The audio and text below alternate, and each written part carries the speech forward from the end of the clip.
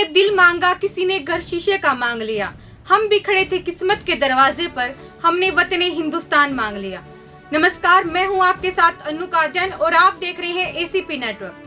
स्वागत है आपका आज के हमारे खास प्रोग्राम एक सलाम देश के सितारों के नाम।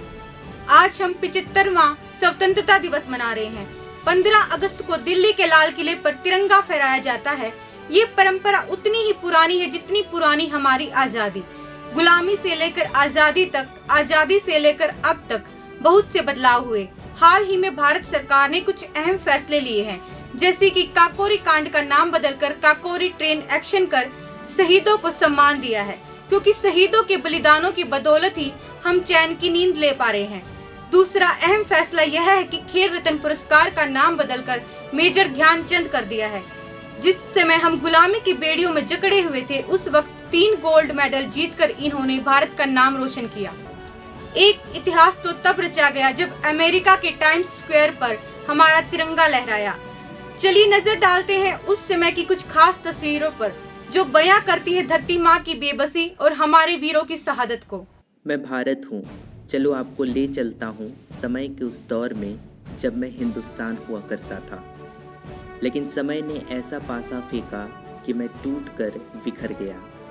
सन 1600 में मैंने मेज़बान बनकर जिनका स्वागत किया था, देखते ही देखते वे मालिक बन बैठे और मैं गुलामी की बेड़ियों में जकड़ा चला गया। धरती माँ लाचार थी, अंग्रेजों के पैरों तले दबी इंतज़ार कर रही थी किसी लाठी का, जिसका सहारा ले वो उठ खड़ी हो सके। मैं लहूलुहान था और मेरी संतानों पर हो रहे अत्याचारों से डरा, सहमा सा, खामोश भी था। लेकिन कभी न कभी इस चुप्पी को टूटना ही था। साल था 1857, जिसने स्वतंत्रता संग्राम से लोगों में आज़ादी की भूख पैदा कर दी, और इस भूख की ज्वाला को क्रांतिकारियों ने कभी बुझने नहीं दिया। लेकिन इस दौरान कई वीर, साहसी, कर्मठ और ऊर्जावान क्रांतिकारी शूली पर चढ़ गए, जिन्हें मैं कभी नहीं भूल सकता। सदियों के बलिदानों ने मुझ में भी नई ऊर्जा का समावेश कर दिया था, और आखिरकार वो दिन आ गया जब मैं अंग्रेज़ों की गुलामी की बेड़ियां तोड़ आज़ाद हो गया। जी हाँ, मैं 15 अगस्त 1947 को आज़ाद हो गया था, और आज उसी आज़ादी का 75 वर्ष पूर्ण हो चुका है। आज मेरी आंखें नम हैं उन लोगों के लिए जिन्होंने मेरी आज़ादी के लिए लड़ाई लड़ी। लेकिन इस बात की खुशी है कि आज मेरी संतानें प्रगति के पथ पर अग्रसर हैं। जहां एक ओर भारत में स्वतंत्रता दिवस मनाया जा रहा है, वहीं भारतीय खिलाड़ियों के टोक्यो ओलंपिक में बेहतरीन प्रदर्शन ने इस दिन पर और 4 चांद लगा दिए हैं। उन्होंने भारत को स्वतंत्रता दिवस पर बहुत बड़ा उपहार दिया है।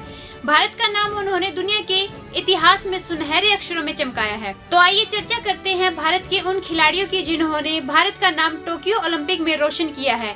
आज दुनिया में शायद ही कोई ऐसा हो जो नीरज चोपड़ा, मीराबाई चानू, पीवी सिंधु, रवि कुमार दहिया, बजरंग पूनिया जैसे दमदार खिलाड़ियों को ना जानता हो। आज गोल्डन बॉय के नाम से दुनिया भर में अपनी पहचान बना चुके नीरज चोपड़ा किसी स्टार से कम नहीं है। गोल्डन बॉय ने भारत का नाम दुनिया के इतिहास में सुनहरे अक्षरों में दर्ज कराया। नीरज चोपड़ा भारत के दूसरे ऐसे खिलाड़ी हैं जिन्होंने गोल्ड मेडल जीता है।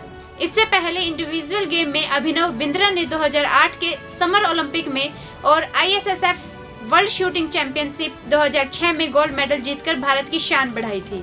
आइए जुड़ते हैं हमारी संवाददाता वनिता के साथ। जज्बा जब जीत का हो तो कोई ना टिक पाएगा, भारत के वासी हैं हम, हमसे ना टकराना तुम। लड़े हैं लड़ जाएंगे, लड़के कुर्बान हो जाएंगे, पर वतन मेरे को आबाद हम बनाएंगे। जी हाँ, आजकल कुछ ऐसे ही नारे पूरे भारतवर्ष में गाए जा रहे हैं। आज 15 अगस्त है और आज़ादी दिवस के रूप में भारत में मनाया जा रहा है। ये दिन बहुत ही हर्षोल्लास के साथ मनाया जाता है, क्योंकि ये भारतवासियों के लिए वो दिन है जब उन्हें आज़ादी मिली थी। शहीदों के ने जो अपनी कुर्बानी देकर हमें ये आज़ादी दी थी, तो इसी दिन को बहुत ही हर्षोल्लास के साथ मनाया जाता है। लेकिन इस दिन को और 4 चांद लगाया है हमारे भारतीय खिलाड़ियों ने। जी हाँ, भारतीय खिलाड़ियों ने जो टोक्यो ओलंपिक में अपना प्रदर्शन किया है, उससे इस दिन की शोभा और भी ज़्यादा बढ़ जाती है। तो इसी के चलते हम आज मौजूद हैं आर्या पीजी कॉलेज में और हमारे साथ मौजूद हैं प्राचार्य डॉक्टर जगदीश गुप्ता जी। तो आइए जानते हैं कि टोक्यो ओलंपिक और 15 अगस्त को लेकर वो लोगों को क्या संदेश देना चाहते हैं। नमस्कार सर। धन्यवाद बेटा। मैं doctor Jagdish Gupta, principal Arya PG college Panipat, आप सभी को 75वें स्वतंत्रता दिवस की हार्दिक बधाई देता हूं, हार्दिक शुभकामनाएं देता हूं। निश्चित तौर पर इस दिन हमें उन सभी महान स्वतंत्रता सेनानियों को, देशभक्तों को नमन करना चाहिए। मैं उन सभी को नमन करता हूं, अपनी श्रद्धांजलि देता हूं, जिन्होंने हंसते हंसते अपने प्राण न्यौछावर किए हमारे देश की आज़ादी के लिए। उन्हीं के त्याग और बलिदान की वजह से आज हम स्वतंत्र भारत की खुली हवाओं में सांस ले रहे हैं। आज हमारा ये कर्तव्य बनता है कि हम अपनी मातृभूमि के प्रति जो हमारा दायित्व है कि अपना कार्य ईमानदारी से करें, मेहनत से करें और इस देश की जितनी भी समस्याएं हैं उनके दूर करने में सरकार का हम सहयोग करें। जहाँ तक इस दिन के महत्व के बारे में बात है, निश्चित तौर पर स्वतंत्रता हर व्यक्ति को अच्छी लगती है और जिनके त्याग बलिदान से जो है ये हमें दिन नसीब हुआ है, हम पेरेंट्स की, हम टीचर्स की ये ड्यूटी बनती है कि विद्यार्थियों को इस दिन के बारे में, युवाओं को इस दिन के महत्व के बारे में बताएं और ठीक उसी तरीके से हम सेलिब्रेट करें जैसे हम दीपावली और दशहरे के पावन त्यौहार को करते हैं। जहाँ तक अभी बेटी ने बताया कि 15 अगस्त जो 2021 का दिन है, ये हमारे जो खिलाड़ी हैं उन्होंने ओलंपिक में टोक्यो में जो बहुत ही बेहतरीन प्रदर्शन किया, खासकर जो नीरज चोपड़ा जिन्होंने गोल्ड मेडल लिया है। पानीपत का नाम जो है केवल भारत में नहीं विश्व में उन्होंने तिरंगे के साथ पानीपत की शान जो है वो बनाई है। तो मैं बधाई देना चाहूँगा ऐसे सभी विजेताओं को, खिलाड़ियों को, जिन्होंने बहुत अच्छा वहाँ पर प्रदर्शन किया और अब तक का सर्वोत्तम उपलब्धियाँ जो है उन्होंने हासिल की हैं।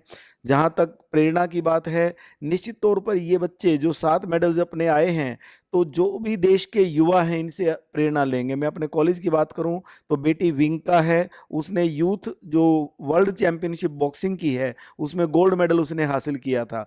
उसके गोल्ड मेडल आने के बाद कम से कम 50 बच्चे ऐसे हैं जो डेली प्रैक्टिस करते हैं कि हम भी उस कड़ी में आगे पहुंचेंगे। ठीक इसी तरीके से मैं बात करूं कल्चरल एक्टिविटीज़ की कि केवल स्टेट लेवल पर नहीं, नेशनल लेवल पर नहीं, इंटरनेशनल लेवल पर 5 बार जो है कॉलेज के विद्यार्थी अपने देश भारत का प्रतिनिधित्व कर चुके हैं। और उससे प्रेरणा ये मिलती है कि अनेक विद्यार्थी आगे जो है उनके आगे निकल करके आते हैं कि हाँ, हमें भी जो है इस कड़ी में शामिल होना है। तो इस पावन दिवस पर मैं पुनः आप सभी को बहुत बहुत मुबारकबाद देता हूं पूरे आर्य महाविद्यालय परिवार की ओर से, और खासकर जो हमारा mass communication and journalism department है, जहां के विद्यार्थी बहुत मेहनत करते हैं, हर दिन किसी न किसी पॉजिटिव टॉपिक को लेकर के सकारात्मकता लाने के लिए वो सदैव प्रयास करते हैं। तो मैं आप सभी को बधाई देना चाहूँगा और उम्मीद करता हूँ कि हमारा युवा अच्छी शिक्षा और संस्कार लेकर के बहुत जल्द जो है अपने देश को डेवलप्ड कंट्रीज की कैटेगरी में लेकर के आएंगे। बहुत बहुत धन्यवाद, बहुत बहुत मुबारक, धन्यवाद, जय हिंद। सर, जैसा कि ये टोक्यो ओलंपिक्स में नीरज चोपड़ा का प्रदर्शन रहा है, तो पानीपत के शहर से वो गए हैं, इतने छोटे शहर से गए हैं, तो उनके लिए कितना कठिन होगा? देखिए, कठिनाइयाँ तो निश्चित तौर पर झेली होंगी। वो माहौल जो है जो वर्ल्ड लेवल पर चाहिए वो लोकल लेवल पर उस बच्चे को नहीं मिल पाया होगा। कोचिंग लेना, अपने परिवार से दूर होना, जैसे न्यूज़पेपर्स में हमने पढ़ा है, घर पर बहुत सी सेरेमनीज होती थी जिसमें वो शामिल नहीं हो पाया। तो ये त्याग तो निश्चित तौर पर करना पड़ता है। जो त्याग करेगा, जो प्रैक्टिस करेगा, जो मेहनत करेगा, अपनी जो उसकी क्वालिटीज़ हैं उसको पहचानेगा, दृढ़ निश्चय तो इस चीज़ के लिए चाहिए। तो जो भी युवा या जो भी व्यक्ति इस प्रकार की अचीवमेंट लेना चाहता है तो उसे ये सामान्य ज़िंदगी से तो दूर हटना पड़ेगा। उसे निश्चित तौर पर सिर्फ जो है एक जो है मछली की आंख दिखाई देनी चाहिए, तभी जो है वो ये चीज़ अचीव कर पाएगा। तो सर, आपको क्या लगता है कि जब से पानीपत के जो नीरज चोपड़ा हैं वो जीते हैं गोल्ड मेडल, तो इससे लोगों में कुछ अवेयरनेस फैली है? क्योंकि पहले शायद लोग इतने जागरूक नहीं हुआ करते थे ये ओलंपिक्स को लेकर। क्या उन्होंने लोगों को एक मोटिवेशन दिया है कि शायद कोई भी जा सकता है इस लाइन में? निश्चित तौर पर केवल पानीपत के लोगों को नहीं, उन्होंने पूरे भारत के लोगों को, भारत के युवाओं को, सभी को उन्होंने जो है जागरूक किया है और इससे निश्चित तौर पर प्रेरणा मिलेगी। अभी विद्यार्थी कॉलेज में एडमिशन के लिए आ रहे हैं, हमने जो उपलब्धियां भारत की रही हैं उनकी सारा जो है डिस्प्ले किया हुआ है, तो हर व्यक्ति पढ़ता है और अपने आप से वो वादा करता है कि एक दिन मैं भी कुछ ऐसा करूँगा जिससे मेरे शहर को, मेरे राज्य को, मेरे देश को मेरे किए पर नाज हो। और हम एज प्रिंसिपल भी और सभी टीचर्स भी इस बात का पूरा प्रयास करते हैं कि बच्चों को मोटिवेट किया जाए, उन्हें एनकरेज किया जाए। कि जहाँ तक त्याग की बात है, मैं कह रहा था, देखिए ज़्यादातर बच्चे जो है अब लॉकडाउन के समय में बहुत सारे व्यक्ति जो है डिप्रेशन में आ गए, किसी का काम चला गया। देखिए ये चीज़ें तो निश्चित तौर पर नहीं होनी चाहिए थी, पर प्रकृति को कोई रोक नहीं सकता, जो होना था।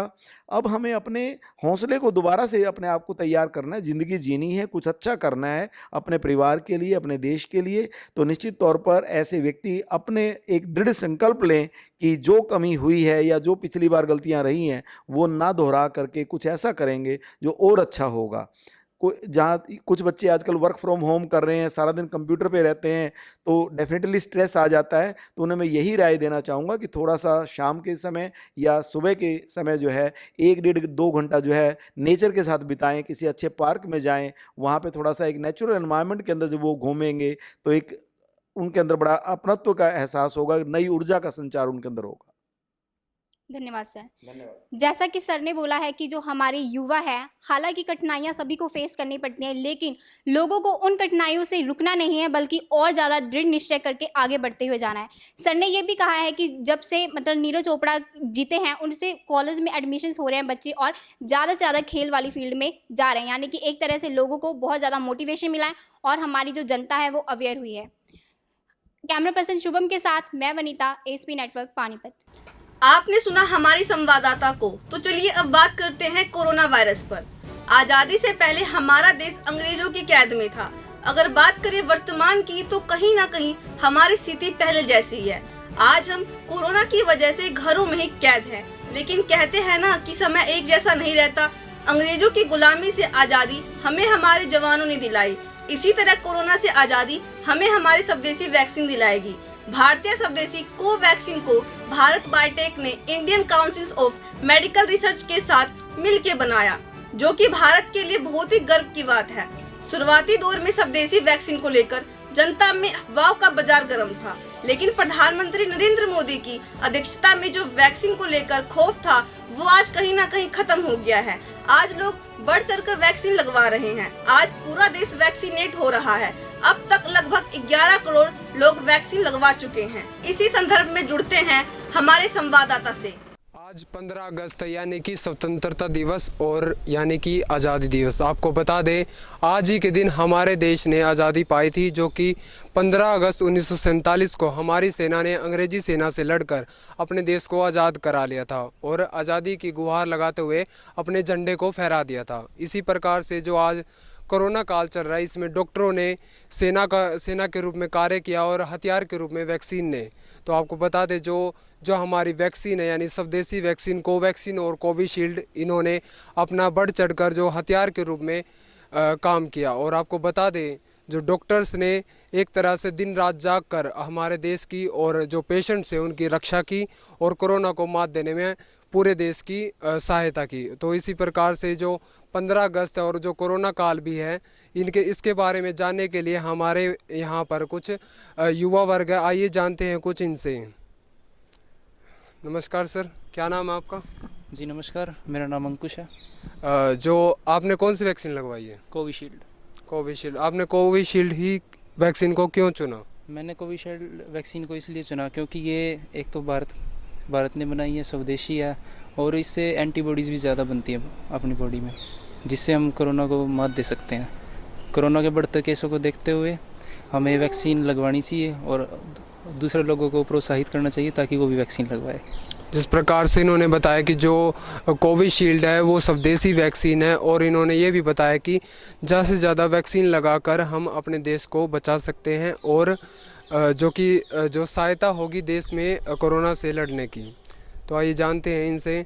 कुछ लोग 15 अगस्त के दिन प्रण लेते हैं, तो इनका क्या प्रण रहेगा, आइए इनसे जानते हैं। सर, आपका क्या प्रण रहेगा?